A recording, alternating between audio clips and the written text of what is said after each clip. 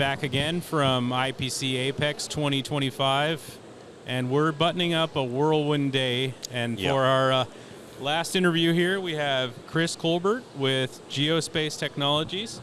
We were just talking a small bit off air, and kind of a unique situation you have going on, being both an OEM and a CM. So why don't you tell us a little about yourself and your company? Right? Yeah. So basically, I'm Christopher Colbert. Been in the industry for 27 years. Dabbled around small startups, bigger companies. I landed myself at Geospace. The cool thing about Geospace is it's a hybrid. So it handles not only the OEM side of things, but also contract manufacturing. So I can actually hit both sides of the spectrum. Now, the cool thing about it is our sectors. So we do not just typical industrial, but we do smart water, you name it, energy. So it's been pretty solid build. They've been around since 1980. So 1980, our facility in Houston is our headquarters.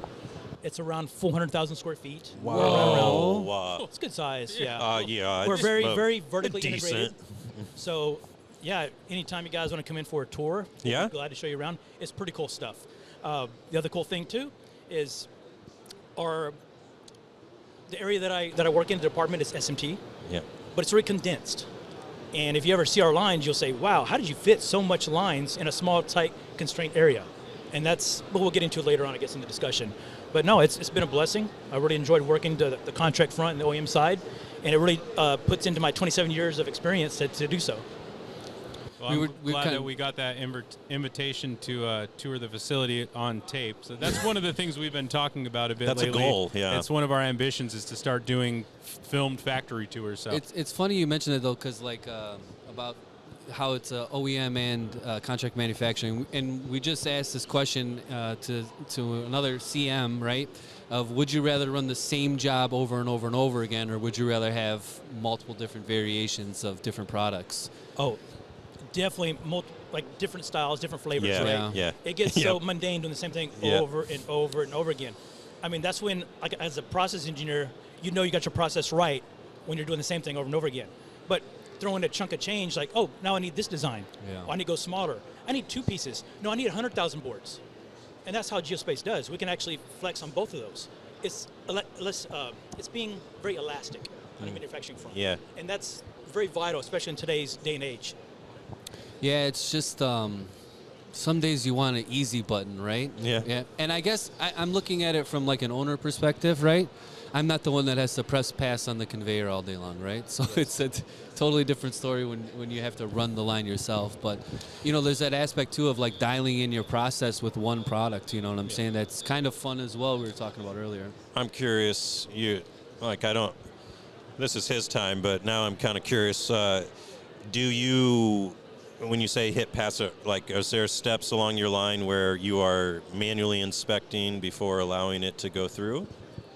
I meant as far as if the automatic switch isn't turned on the conveyor, right? Yeah, that's what I mean. Yeah, because I'm just wondering, because that's a real thing we've talked about. Like, what's the amount of time that you're spending if you are doing any visual checks versus how much are you actually catching, or how many defects do you get if you do 0 checks along the way? Because there is a tipping point where, well, if you're going to hit such a low percentage of problems, then you're actually just wasting time checking everything all the time. Like, it's a different. I'm not necessarily saying there's one right way. I was just curious to hear what your process is. I actually believe in that. I believe in putting a human out there in front right before reflow. Taking a look, one last chance. Yep. Hey, one last chance to get it. Because let's face it, we're not doing lights out. If we're doing lights out, we're in Asia, we're doing the same product. No problem, I get it. Yeah. Domestic, different, Yep. right? Different flavors. Contract manufacturing, a lot of times, parts don't come in the way you want them. They're not coming tape and reel. They don't come in tube or tray. You get them loose in a bag. So we'll have to talk at some point, because I'm working on a presentation, so I need to get as many pain points from different people who have experienced exactly what you're talking about. Because a lot of times people give us stuff in terrible shape for what we need to do with it, right? They might have no knowledge of what our processes are. The other thing too is it gives that employee, the SMT operator, a sense of this is my quality, and it really gets them into the line. I just produced this. And that's where, when it comes out the line and you get the final, wow, I built it. You go home, your son or daughter's like, what did you do today? Well, Dad, I made this cool thing, or I did this cool thing. And you talk about it, and they're like, wow, that's really neat. Versus the same thing over and over and over again. So I had a thought, considering that you're both an OEM and a CM. When you're a CM, you get a product to build, right? You're given a BOM. You have little to no say most of the time in the design of the product, and you're just kind of stuck to deal with what you've been given. As an OEM, how much are you able to kind of give feedback to the folks that are actually designing the product within your organization and affect change to the benefit of the manufacturing process?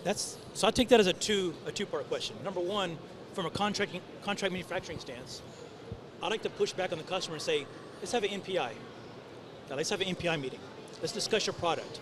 Because before I partner up with you as a customer, I want to know what your product does. Yep. You know, maybe you've been building out this other CM for 3 or 4 years.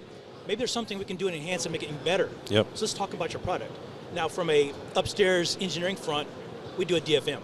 So I'll sit down with the engineers. Hey, look, let's design for manufacturer for this board. Don't put all your boards on the edge on a V-score. Right. Let's move things around a little bit. Don't put your small, fine pitch parts next to a 8 mil pitch pin through paste part. Right. You know, things like that. So we'll discuss it. And the encouraging thing is a lot of these newer designers for PCBAs, they're younger and they're actually absorbing it. They're not so green. So they're learning and getting the experience from those that have been in the industry for a long time, and they're adding that into the design factor, and it's making my job easier. So I love it. It's a win-win. Yeah. And that's one of the big missions of our podcast is to get folks throughout the process talking to each other and considering how decisions they make in their specific function can affect downstream or even For upstream. Sure. So I know these guys would probably drool over the opportunity to be able to run upstairs and tell somebody, hey, this is causing me this problem. Don't do it that way next time. You know, so. Exactly. Yeah, I mean, I've certainly had customers that I know we have implored them to make changes for our behalf. You know, it's like, you just don't understand. If you could just simply add mouse bites instead of a V-score, it would change. You know, now it would give you the clearance you need on the edge of the board to run your selective solder or whatever. I got a customer that makes me place rolling diodes on a Melfs? Yeah, 45-degree chamfered board. So I got to put it in a carrier, and it's only 2 per board. So and I can only do 4 up because I got this crazy chamfer going on. Scored small board 2 like this. And I pleaded with them. I said, please, let me just put resistors on here because it's non-functional. It's not a part of the board. They actually use it as a spacer for what it gets plugged into. And I'm like, it's going like this, and the pad design is literally like it's not even a diamond. It's like a T. It's a small T that they gave me to solder to. And it wants to just go it's going to walk on you a little bit. Yeah. And then I got to tweeze it straight every time because I want to make it nice for the customer, you know. Yeah. But it's like, please just make this a resistor and make it like a regular pad, you know. We can figure out the spacing. I can find one that's the same height, you know. But it's been a 3-year battle of me offering that suggestion. And I kind of I just raised the price. And I said, well, if you want to keep it this way, it's going to cost me this much money in tweezer work to make sure they're all straight. So, but you talk about like a dream situation, you know, and that's just one part on one board, you know. Exactly. Like you want to reduce the cost. You want to get it, you know, time to market quick for them. So ideally, you want to have the partnership and discussion and communication, saying, hey, look, this is how we can get to your next roadmap, your next milestone, and doing the small little design changes on a stencil or packaging changes. That can go a long way for savings. Big for time. Sure. Big time. So. I was just going to say sometimes people might put, you know, way oversized pads for the component that's getting placed there, or things like that, right? Never. So, you know, they need to know if you don't tell them, they might just do that forever, you know, and even if you do tell them, there's still a good chance they do it forever, but you at least tried, right? Well, the Or issue like, for hey, them can you is do a glue dot for everything? Like, oh my gosh, you're killing me. they're PPAP'd in. Right? Yes. So Gotcha. it's like, Yes. and part of me is like, I will pay for your new PPAP, but then they got to run another 100 piece. And they got Yeah, to run or if it's like 1,000 a piece. UL product or... So you kind of, what are you going to do, right? Real quick though, I was just curious, is there like a product that Geospace sells on their OEM side that you could talk about real quick, or? Well, I can't at the moment, but we do have some very encouraging things coming up the next few months. Cool. It's going to be a very good time. It's definitely going to put our newest line, our Hanwha D2 line, to the fullest amount of what it can do. Okay. We actually targeted that line for the use of being able to produce a high volume, high complexity in a short spectrum.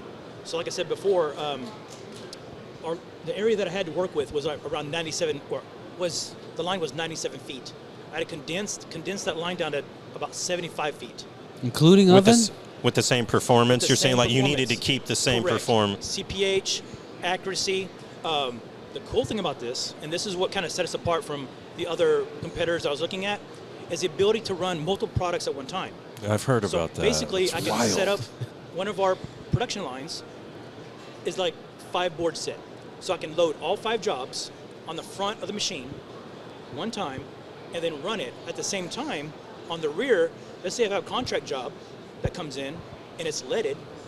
They're like, hey, I need to run 500 of these things. I can slap it on the rear and run that leaded product on the rear as we're running lead-free, our own OEM stuff at the exact same time. So it's like a dual lane system? It's a true dual lane. So people talk about dual lanes all the time. It's been around forever. I get it.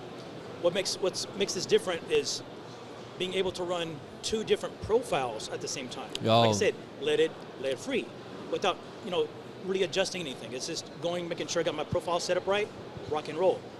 As I finish And off it one safely keeps those separated. I mean, yeah. like It's there's totally independent. there's no chance of Totally contamination on the. independent, yes. We're going to be speaking with Tim Kang from Hanwha tomorrow, and I imagine that's going to be a big portion of the conversation because we're all like every time this comes up, we're fascinated with it, but I don't know that we all have a great understanding of it. Do they have it here at the show? Yes, they do. Yeah. As a matter of fact, they do. I got to see the demo last week, and the whole time I was like, "This is BS. This is not true." And he was like, "It's true." He was all serious about it. I was like, It's true. It sounds You're crazy. saying running it's today. true. My team's over there in Houston right now, busting hump, running products. He told me I could go to Texas and I could see it. Maybe he was talking about you. Wow. Everything's bigger in Texas. You know it does. No, it's a fantastic line. It's a good partnership. But like I said, for Hanwha and for Pimtron, because it's a part of the line as well, it's about service, right? Anybody can have any of the other equipment manufacturers out there. It's what you can do from a service stance is really what sets the bar high. Yeah. Sure. And they've been outstanding. And I understand it's a new line. I get it. But there's just been different times where like, hey, how things are going. Just a quick call. I can't tell you how many times I've had other equipment vendors not do that at all. Or go radio silent. Yeah. Or when you do need them, it's like, yeah, it's going to be X amount of dollars and you're going to be down for a week. Yeah, that after-sale care, right? I mean, Yes, it's Yeah. critical. Yeah. And especially in today's day and age when there's so many cookie cutters out there, and if there was one system to run it all, everybody would be using the same thing. Yeah. Yeah. Sure. Yeah. So I've been very pleased with it. Like I said, it just fits our mold.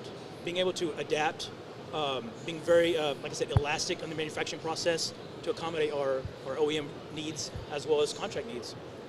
Cool. Well, Christopher, this has been an awesome conversation, and very cool to get a different kind of perspective from somebody who's doing, hybrid type work like you've explained. And I see a longer form podcast episode. Yeah, and absolutely. yeah. Well, I will say this is my first podcast, so I appreciate you guys. I hope I did a good job and kept keeping the mic close to my mouth. No, you good. Maybe next time we can do something like this or something. I don't know. Yeah. It's all good. Yeah. Well, awesome. Have a great show, and thanks for being on with us. Yes.